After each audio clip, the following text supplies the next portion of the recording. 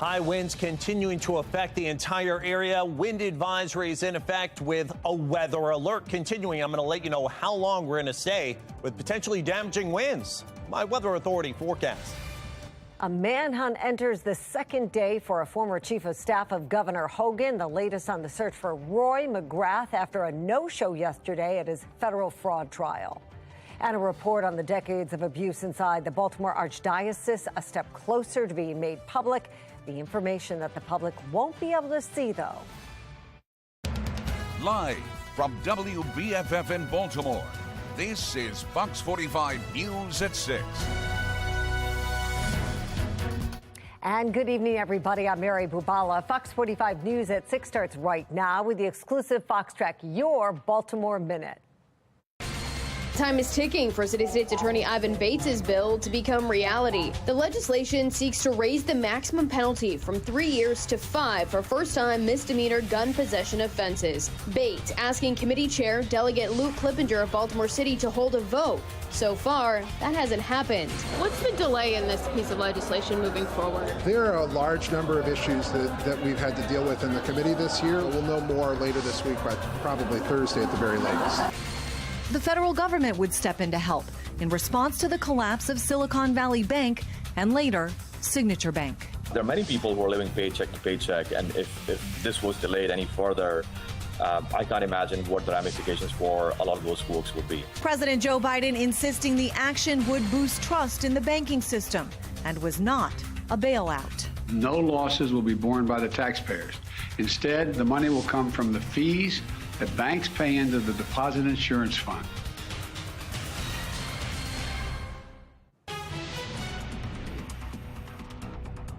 We remain under weather alert this evening, a wind advisory for the entire area. We've had wind gusts up to about 50 miles an hour, and overnight on the future scan, they stay at about 30 to 40 miles an hour. Now, tomorrow, things are going to get less windy gradually around here, but still maybe some gusts up to about 40, especially here in the Orange during the afternoon. I'm going to let you know how long we hang on to the windy conditions and when temperatures finally could recover into the 60s. And if that next weather maker could bring rain or snow with it. That's in my Weather Authority forecast in a couple of minutes. All right, Jonathan, thanks. Take a look at this. This tree is down in Ellicott City from the strong winds this afternoon. Right now, BGE reporting about 2,000 of its customers have lost power. That tree down on some power lines there in Ellicott City. And some people woke up to snow this morning. Our viewer in Freeland, Sean, showing us a view from northern Baltimore County. Thanks for all of those submissions. If you have any weather-related video, send it to us at foxbaltimore.com/chime-in. A Baltimore father of 7 has died after police say he was shot during an apparent robbery in southeast Baltimore. Alexa Asheville spoke with his family today as they search for answers. The family identifies this father as Javier Lopez Ortiz. Today they went through the emotional process of donating his organs here at the Bayview location, taking part in an organ donation ceremony. His family left heartbroken and seeking justice. Javier Lopez Ortiz, described by family as a 39-year-old hardworking and loving father of 7, gone, lost to violence. His life, police confirm, taken in an apparent robbery here in southeast Baltimore. The family detailing Javier had gone to shoot pool at a restaurant near the corner of Pratt and Haven Streets in the Baltimore Highlands Friday night. When outside, an unknown suspect robbed and then shot him in the face. Javier was rushed to an area hospital where he was placed on life support. The father of 7 tragically dying days later. Javier's family sharing these pictures, describing him as a plumber by trade with a passion for his children. Javier's sister sharing his organ donation coin and writing, "Your heart will continue to live, little brother. You will give life to someone else. I will love you all my life." A mother to his children also writing in part, "This is not fair. How could this happen? How is it okay for these children to grow up without their father?" Baltimore police not yet releasing any additional detail, including exactly how the robbery occurred what was taken, and where the department stands in its search for the killer. Meanwhile, family and the community starting this GoFundMe as they now prepare to lay Javier to rest, a father falling victim to the violence and his children forever impacted. The family is pleading for anyone with any information on this case to call police. No arrests have been made. In Southeast Baltimore, Alexa Ashwell, Fox 45 News. So far this year, both homicides and non-fatal shootings are down in Baltimore. Still, 58 lives have been lost. 93 people have survived shootings. In Annapolis, questions remain about the future of the bill City State's Attorney Ivan Bates is lobbying for.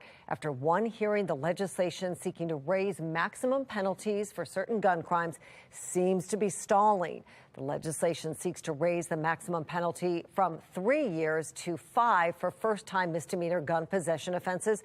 The bill was advanced in the Senate Rules Committee today.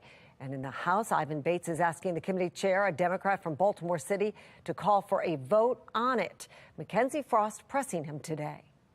What's the delay in this piece of legislation moving forward? There are a large number of issues that we've had to deal with in the committee this year. So there are a lot of issues that we're dealing with. And so this is an important one, and one that we will definitely take up in the next week. Do you anticipate the language of his bill being rolled into another piece of legislation that would move forward? I don't know. I think that it's possible that the language could go somewhere else. Maryland Senate Republicans also pushing the Violent Firearm Offenders Act, which would increase fines and jail time for gun offenders. Now, Maryland Senate has approved the Gun Safety Act. It restricts where legal wear and carry permit holders can bring their weapons. The bill prevents weapons within 100 feet of a public place. The bill comes after the U.S. Supreme Court struck down state laws requiring a reason to carry a permit. Supporters say it will cut back on violence, while those against it say it unfairly punishes legal gun owners. Now, a Fox 45 News alert in 3, 2, 1. A Baltimore judge has approved the release of a redacted version of a report on abuse inside the Baltimore Archdiocese. That report details abuse by clergy and other church officials against more than 600 children and young adults over 8 decades. The redacted version shields the identities of about 37 people. The Archdiocese has said it would not oppose the release of the report, but then went on to pay the legal fees of a group trying to block its release. So far, there's no word on when the report will be made public. A representative from SNAP Maryland, a victims' rights support group, says they hope the release will help encourage others to come forward. Mary? Okay, thank you. New tonight, state's attorneys from across Maryland gathered in Annapolis today to push for 2 bills. Both would better protect children from abuse and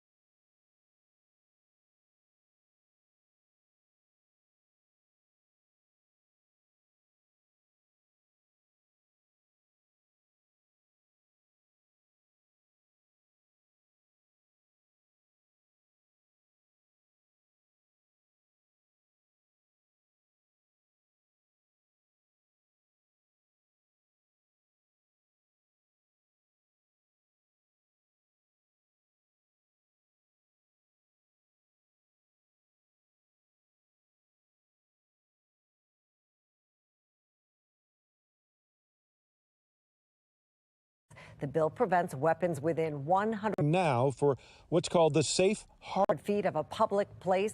The bill comes bill. It protects juvenile victims of after the U.S. Supreme Court struck down state laws human trafficking from being prosecuted for crimes requiring a reason to carry a permit. Supporters committed while they're being exploited. Say it will cut back on violence, while those against something she says she experienced. It say it unfairly punishes. There's no other group of victims, legal gun owners, especially child victims, who get prosecuted Now, a Fox 45 for the crime that's happening against them. The bill has previously failed to win passage in the Maryland legislature, stalling in the Senate.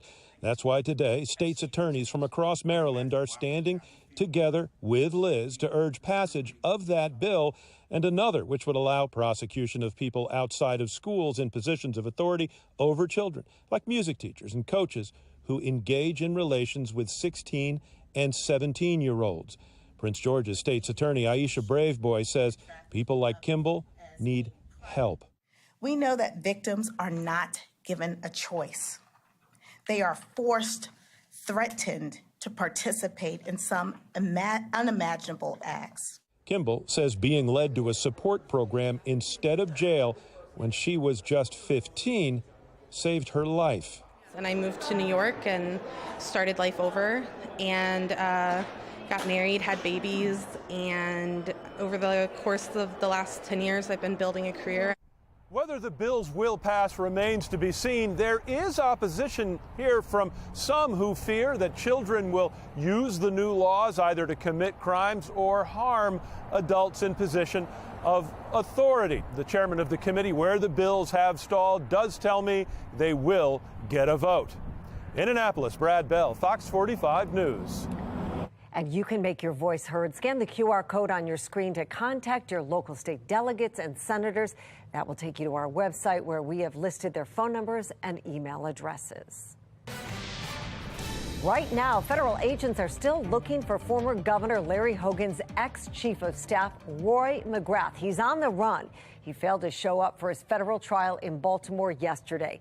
McGrath was scheduled to fly from Florida to Baltimore Sunday night and meet his attorney at the federal courthouse Monday morning. He is accused of stealing hundreds of thousands of dollars from the state while serving as the director of the quasi-state agency, the Maryland Environmental Service. He was former Governor Hogan's chief of staff, and McGrath is also accused of illegally recording conversations with staffers. We're told his wife is now cooperating with law enforcement during this search. Well, breaking news, the U.S. crashes its surveillance drone in the Black Sea after an encounter with a Russian jet. What the Pentagon said happened. Consumer prices fell for the 8th month in a row, but the Federal Reserve is in a tougher spot than ever. I'm Atrell Nashar in Washington to explain why, coming up.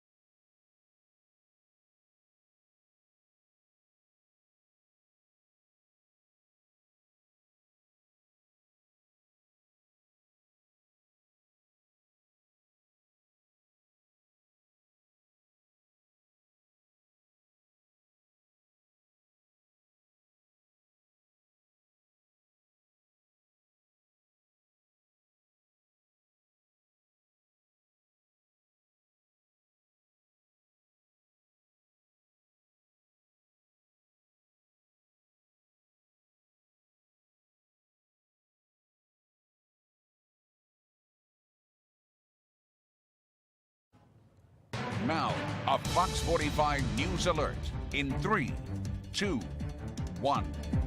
This just in from the Department of Defense. The U.S. was forced to crash one of its surveillance drones over the Black Sea after a Russian fighter jet apparently clipped the propeller. Now, Moscow says the drone maneuvered sharply and crashed on its own, insisting they didn't hit it. Now, U.S. European Command says it was an unsafe and unprofessional intercept of the drone. That's their word.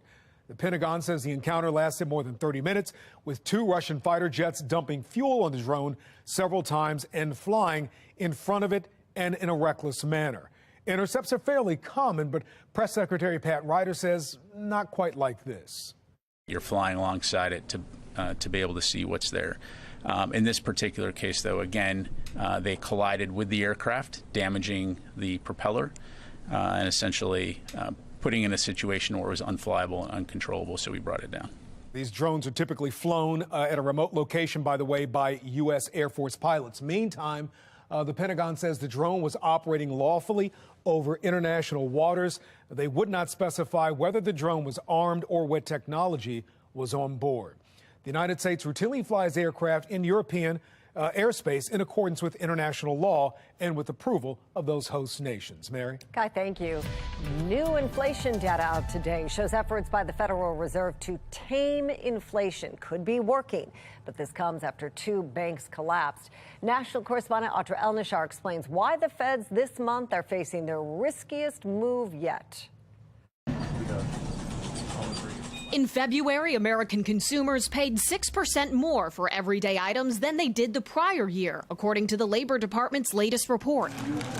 Inflation's still too high for comfort, but it's progress. Overall grocery prices now 10.2% higher than a year ago, shelter costs up 8.1%. Used car prices continue to plummet, 13.6% less expensive than a year ago, and egg prices just between January and February fell 6.7%. The White House celebrating the dip in inflation, but says the work isn't over. We know that month to month, there can be volatile data for any number of reasons, as this is a very interconnected global economy. An unexpected dose of volatility came this week with the collapse of Silicon Valley Bank and Signature Bank. Regulators working to understand mistakes made and who may be at fault. But a clear catalyst of the meltdown is high interest rates dragging down bank investment. This could dramatically change the path ahead for the Federal Reserve, which has been aggressively raising interest rates for the past year to bring down inflation. But with the progress shown in Tuesday's Consumer Price Index and this new evidence of the risk high rates pose to banks, there are growing calls for the Fed to skip a rate hike this month. But that could certainly come with some big risks. The markets are all about expectations, and they could also be signaling that they're more concerned about the systemic risk from this event than was previously expected. It would also mean, at least in the short term, inflation takes a backseat to the Fed's other responsibility of making sure the financial system runs smoothly. They're really in a tough spot right now. With Fed officials meeting next week, they don't have much time to decide which of their mandates, fighting high prices and keeping the banks running, will come first. In Washington, I'm Audra El-Nashar reporting. All right, taking a look at what we've got on the way for us. We've been dealing with a weather maker that's getting a big old spin off to our north and our northeast and northwest. This is a nor'easter that's got wind advisories associated with it for us. Winds up to 50 miles an hour in gusts continuing through this evening and into the early overnight hours. That's why that advisory is up. Some winds 20 to 30 miles an hour sustained. And you see here the wind gusts since midnight up to about 48 miles an hour in Baltimore, 46 miles an hour at Annapolis. So 2 hands on the steering wheel. Some of the area bridges do have some wind warnings. And of course, as the sun begins to set, you'll have to be careful because we could have some limbs, some small trees on the roadways, as well as even the potential of some garbage cans getting tossed about. 40 right now, mostly cloudy skies, winds out of the west-northwest, 24 miles an hour, even a wind chill in the upper 20s. Toyota Eastern Harbor Skycam looking bright and sunny, but unfortunately it doesn't feel so good. Notice the snow not too far away. Winter storm warnings all the way from northeastern Pennsylvania, north and west toward north and western suburbs of Boston, and all the way into New England. Now, we did see a little bit of snow around here, not much this morning. It was on the unpaved surfaces, Long Green, Bentley Springs, Baltimore County, Carroll County, Millers getting about a ½ inch of snow.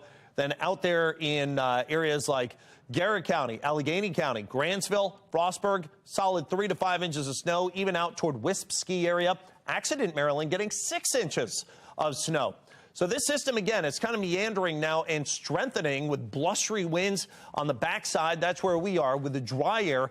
But right around the storm system, still a good solid 6 inches of snow could fall as this loop-de-loops right along the East Coast and then eventually moves out as we head into tomorrow. So our winds will gradually come down. Still some gusts up to 40 tomorrow.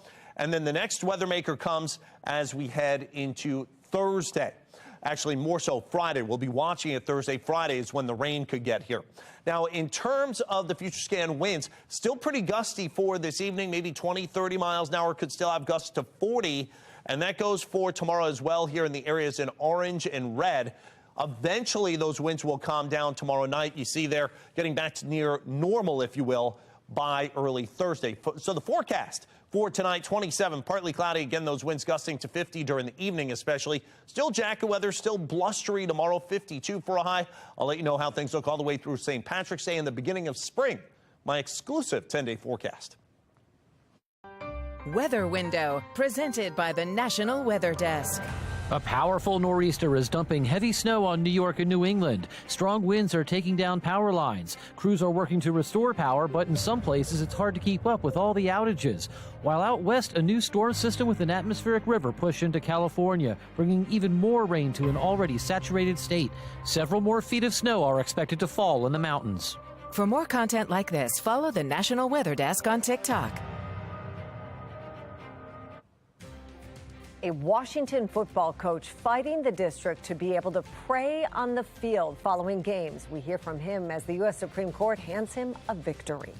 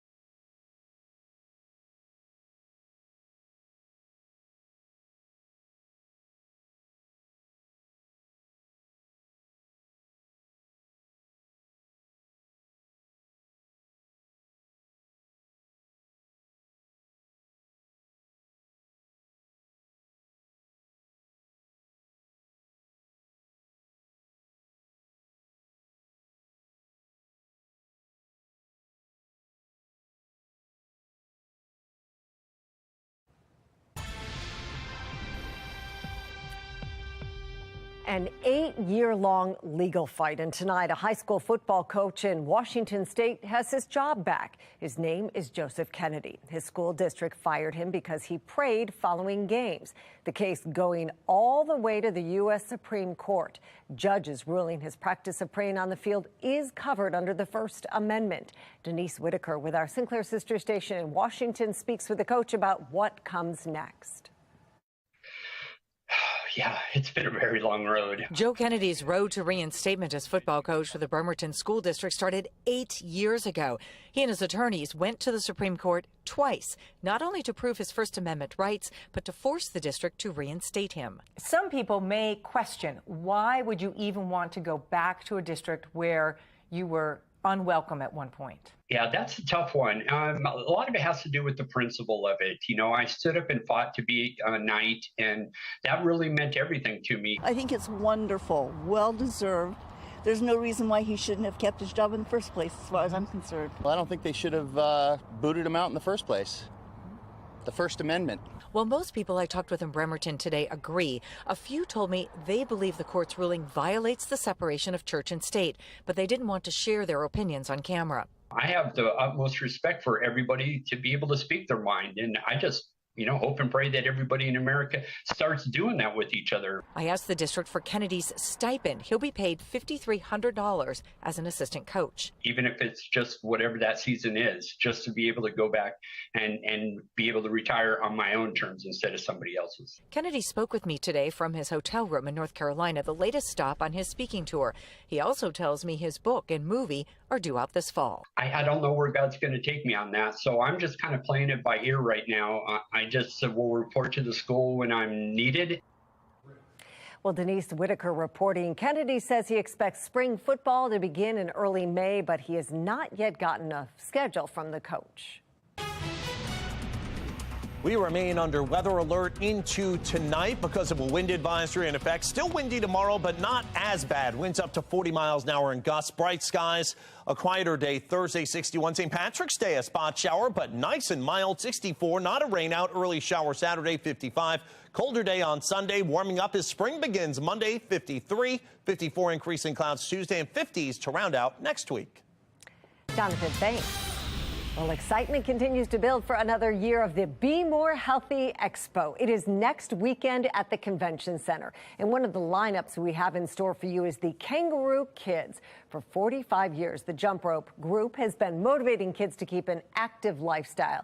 You can usually find them at the Meadowbrook Athletic Complex in Ellicott City. Here's Mark Clark checking this out this morning. They taught me a trick here. Let's see if I can do it real quick. Oh, so close. Missed it by that much. Mark Clark, Fox 45 News. Mark, you started out strong. I want to see another take of that. Again, the Be More Healthy Expo is set for Saturday, March 25th from 10 to 4 at the Baltimore Convention Center. We hope to see you down there. In addition to performances, the expo features workouts, cooking demonstrations, and free health screenings. We have a lot of fun. We also signed some autographs for you. That's all for Fox 45 News at 6. Family Feud is next. We'll see you back here for the news at 10 tonight. Have a great night.